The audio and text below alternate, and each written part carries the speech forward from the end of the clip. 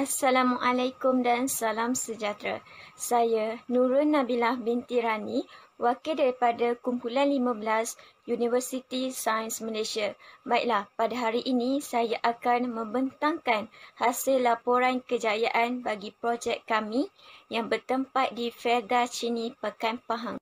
Baiklah, seterusnya, pembangunan infrastruktur merupakan satu elemen yang sangat penting bagi kerajaan. Perkara ini kerana dengan adanya pembangunan infrastruktur, rakyat dapat meningkatkan sosioekonomi mereka sekaligus menjamin kesejahteraan hidup rakyat. Pembangunan infrastruktur ini bukan hanya tertakluk di kawasan bandar sahaja, malah juga di kawasan luar bandar. Jadinya, Pasar Tani Kekal Felda Chini Pekan Pahang merupakan salah satu kemudahan pembangunan infrastruktur. Baiklah, seterusnya, Pasar Tani Kekal Felda Chini Pekan Pahang ini merupakan satu inisiatif daripada pihak Fama. Pasar Tani Kekal ini juga merupakan pasar tani kekal yang kelima di negeri Pahang yang bernilai RM2.5 juta ringgit. Baiklah, seterusnya, Pasar Tani Kekal ini merupakan sebuah kompleks yang kekal dan mempunyai pelbagai kemudahan asas seperti tandas awam, surau, bekalan air, bekalan elektrik dan juga pusat pentadbiran bagi menguruskan hal-hal yang berkaitan dengan pasar tani kekal.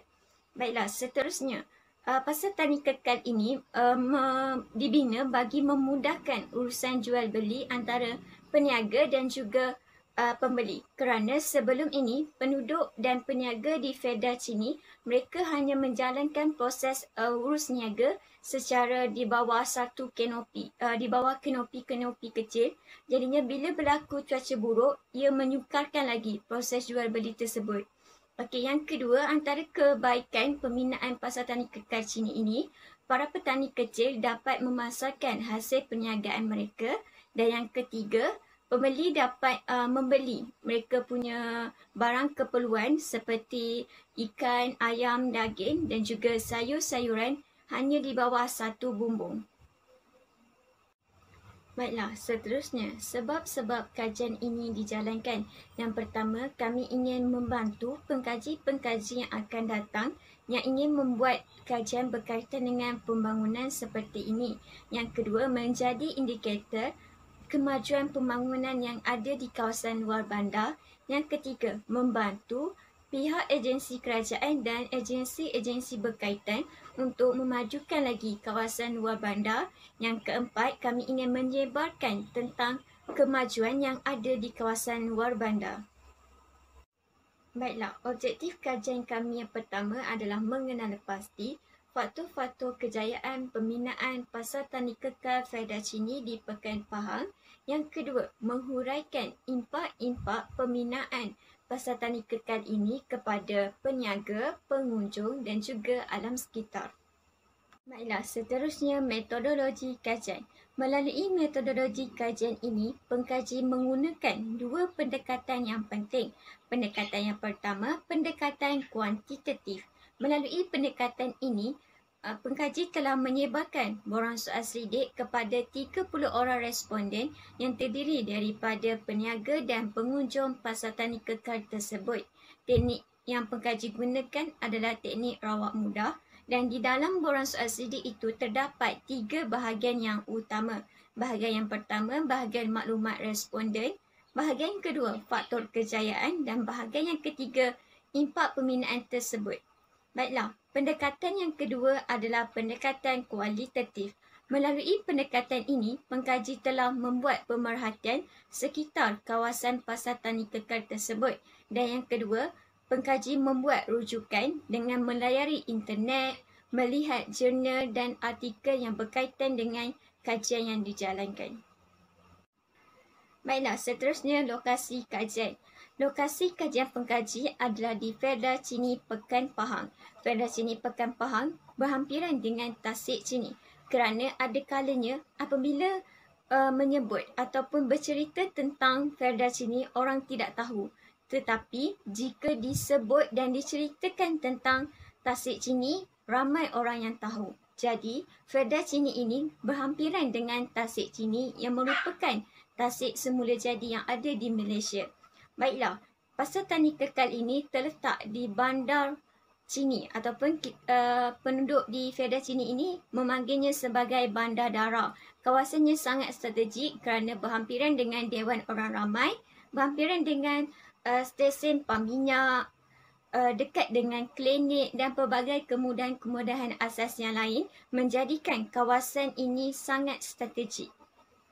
Seterusnya, faktor kejayaan pembinaan Pasar Tani Kekal Fedah Chini. Antara faktornya adalah lokasi yang strategik. Perkara ini kerana pembinaan Pasar Tani Kekal tersebut yang terletak di tengah-tengah bandar Fedah Chini atau lebih dikenali sebagai Bandar Dara menjadikannya sebagai kawasan tumpuan orang ramai untuk mendapatkan pelbagai keperluan harian. Yang kedua, pelbagai kemudahan infrastruktur yang ada di kawasan Pasar Tani Kekal tersebut mampu menarik perhatian ramai pengunjung untuk datang membeli di pasar tani tersebut. Ini kerana antara kemudahan disediakan adalah seperti tempat letak kenderaan yang luas, jadinya pembeli tidak lagi perlu bersusah payah untuk mencari tempat letak kenderaan. Yang seterusnya, penamaran barang keperluan harian yang segar. Perkara ini kerana kebanyakannya barang yang dijual di Pasar Tani Kekal tersebut adalah barang-barang yang segar ataupun orang kata segar dari ladang. Baiklah, seterusnya, impak pembinaan kawasan Pasar Tani Kekal kepada komuniti setempat. Yang pertama, menyediakan peluang pekerjaan kepada penduduk setempat. Perkara ini kerana dengan adanya Pasar Tani Kekal, penduduk boleh mendapatkan peluang pekerjaan di sana seperti menjadi pembersih tandas, pembersih kawasan Pasar Tani Kekal, menjadi sebahagian daripada pihak pentadbiran Pasar Tani Kekal tersebut dan sebagainya. Yang kedua, membantu meningkatkan pendapatan peniaga-peniaga kecil, penternak, petani dan sebagainya. Dan yang ketiga, impak yang komuniti dapat hasil daripada pembinaan tersebut adalah penduduk setempat dapat menikmati atau memiliki barang keperluan harian yang segar dengan murah dan berpatutan.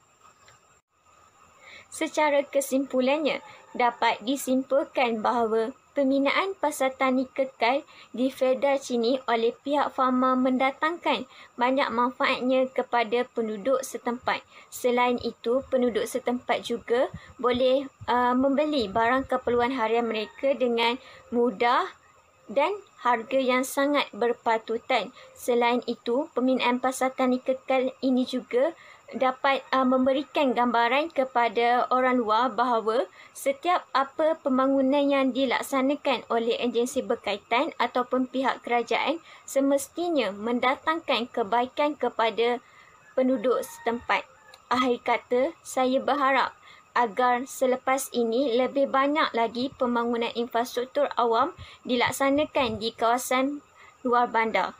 Perkara ini kerana dengan adanya kemudahan infrastruktur, kesejahteraan hidup penduduk akan bertambah dan penduduk dapat menjalani kehidupan mereka dengan lebih baik lagi. Sekian sahaja daripada kumpulan kami. Terima kasih.